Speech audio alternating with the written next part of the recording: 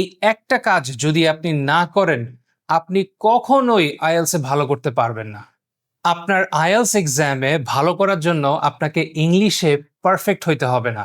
কিন্তু এই একটা কাজ যদি আপনি না করেন, আপনি কখনোই আইএলস এ ভালো করতে পারবেন না। সেটা কি? সেটা হচ্ছে রেগুলার কনসিস্টেন্ট প্র্যাকটিস।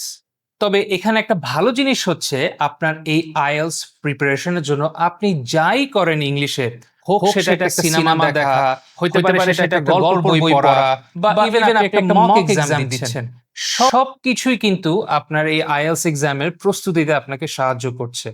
এবং এটার দ্বারাই আপনি কতটা নিজেকে ডেভেলপ করতে পারছেন, আমি আপনাকে সাজেস্ট করব এই মেজারমেন্টটা আপনি ডে ওয়াইজ করিয়েন না, বরং আপনার পরিবর্তনটা আপনি মান্থ বাই মান্থ বেসিসে নিজেকে ইভ্যালুয়েট করেন। এবং এই আইএলস শিখার জন্য, প্রস্তুতি নেওয়ার জন্য যে প্রসেসটা, এটার উপরে আপনি আস্থা রাখেন।